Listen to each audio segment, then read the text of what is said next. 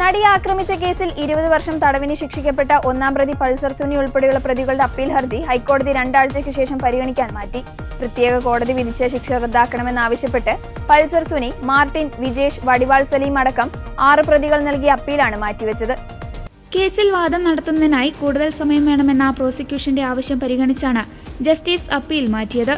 അതേസമയം പ്രതികളുടെ നിലവിലെ ശിക്ഷ പോരെന്നും അത് ഉയർത്തണമെന്നും ആവശ്യപ്പെട്ട് സംസ്ഥാന സർക്കാരും ഹൈക്കോടതിയെ സമീപിച്ചിട്ടുണ്ട്.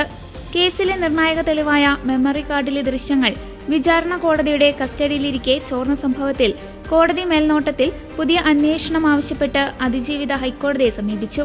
സുപ്രീംകോടതിയിലെ പ്രമുഖ അഭിഭാഷക വൃന്ദ ഗ്രോവർ മുഖേനയാണ് അതിജീവിത ഹർജി നൽകിയത്.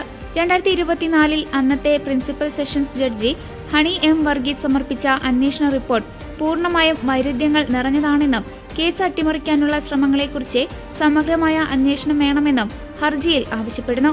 കോടതിയുടെ കസ്റ്റഡിയിലായിരുന്ന മെമ്മറി കാർഡ് 3 കോടതികളിലായി 4 തവണയാണ് അനധികൃതമായി പരിശോധിക്കപ്പെട്ടത്. എന്തിനായിരുന്നു ഈ പരിശോധനയെന്നോ ഇതിനു പിന്നിൽ സാമ്പത്തിക ഇടപാടുകൾ നടന്നിട്ടുണ്ടോ എന്നോ കണ്ടെത്താൻ മുൻ അന്വേഷണത്തിന് കഴിഞ്ഞിട്ടില്ല എന്നാണ് അതിജീവിതയുടെ ഹർജിയിൽ പറയുന്നത്. മുൻ റിപ്പോർട്ടിലെ കണ്ടെത്തലുകളും സാക്ഷിമൊഴികളും തമ്മിൽ വലിയ വൈരുദ്ധ്യങ്ങളുള്ളതിനാൽ ആ റിപ്പോർട്ട് റദ്ദാക്കണമെന്നും ഫോറൻസിക് സൈബർ വിദഗ്ധരെ ഉൾപ്പെടുത്തി പുതിയൊരു പ്രത്യേക അന്വേഷണ സംഘം രൂപീകരിക്കാൻ ഉത്തരവിടണമെന്നുമാണ് അതിജീവിതയുടെ പ്രധാന ആവശ്യം.